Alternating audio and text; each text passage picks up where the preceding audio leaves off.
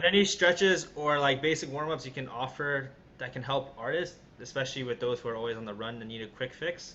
I mean, if you take us through the journey with an average patient, is it just sort of like one session and most of them are just like, all right, I got what I need, I'll apply this to myself and I'm done?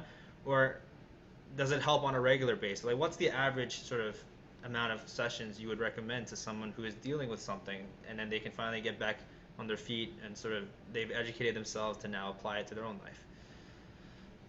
I think it kind of Um, depends on what their goals are. Mm-hmm.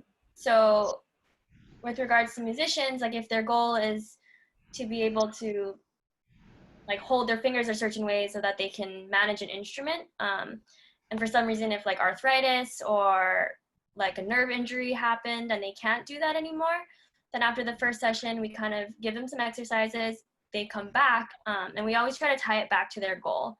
So even if they're able to hold like 2 fingers as opposed to like Mm-hmm. 5 fingers, then that's even progress towards the goal of the whole 5. Sure. So then we keep working on those other fingers, and then we keep going back to that goal and seeing how functional it is. And then for stretches, so I know Marie has some neck and shoulder exercises that she might want to demonstrate, but for the more fine motor control exercises, just basic ones, I'm just going to demonstrate here. But make sure, or you can like flex or extend your wrist like this, and then just hold it there for a little bit, maybe like 5 seconds or so, and then do the opposite. Then you're going to flex your wrist, hold it there for 5 seconds. And then another great one is doing wrist circles too. So wrist circles, and then just basic opposition. So each finger, it's really good for coordination too. So depending on the illness or injury, sometimes with brain injury patients, this coordination is really, really challenging, Mm-hmm. like this. Um, Actually, at Rehab Hospital of the Pacific, they have a music glove. It's kind of like a Guitar Hero type of device that a patient would strap onto their hand, and then all the different colored, the different colored things would pop up, and then they would have to coordinate like on beat, like this finger, this finger, this finger, and it would go to songs. So I think that was one of my most favorite therapy tools that they have there, and that kind of jogged my memory when we're talking about the whole music and kind of rehab Sure. journey. Yeah.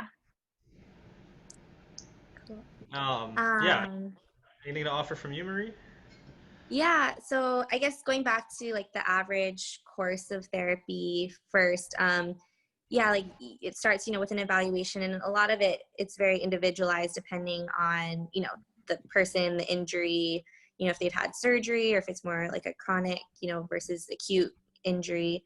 But yeah, I mean, I would say typically it's better if you can devote, some time to coming regularly. Like we usually start with maybe around like, 6 sessions, and then, we reevaluate after that and see if they need more or if they're done. But yeah, it's very individual, but you know, Mm-hmm. the more, yeah, if you can devote time to coming in regularly, it's helpful.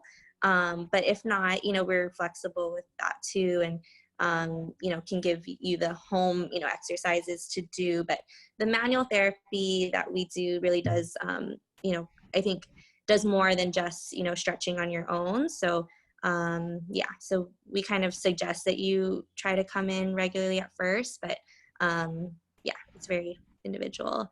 And then I had, yeah, I made a little handout of neck stretches, kind of like postural neck stretches. So these are really good, warming up before you play, or yeah, when you're traveling, like on, a plane or in a car.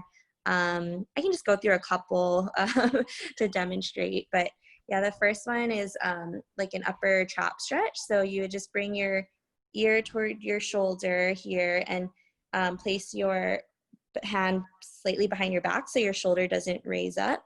And then you just kind of slowly bring your ear down toward your shoulder. If you want a little more, you can just rest your hand on your head here to kind of pull down.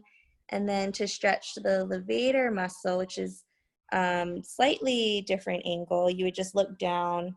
We call it smelling your armpit, but you just look down toward your opposite armpit and hold that stretch there. So you should feel a nice stretch kind of on the neck and the back of the shoulder.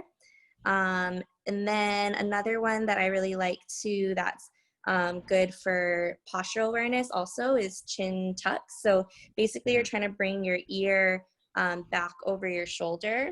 So you're basically making a double chin, but you're stretching out the muscles behind your neck. And you're also working to strengthen the muscles in the front of the neck to hold you more upright, because sometimes people get into the position where they're really, you know, like forward head posture, like rounded shoulders like this. But if you bring your, you know, your head in line so that you're more stacked with your spine, that's going to be a better, it's not going to put as much pressure on different points in your spine. The next one would be scapular retraction or shoulder blade squeezes. So you would just squeeze your shoulder blades down and back, imagining kind of the shoulder blades sort of pinching like a penny between them here. So that's another good one to kind of stretch out the front of the chest and then also strengthen those muscles that are going to hold you more upright, versus again that, you know, forward shoulder posture, you're going to be weaker in the back. So these are all ones you can just do, you know, at your desk when you're typing, or, you know, before you play, while you're playing. Yeah, some pretty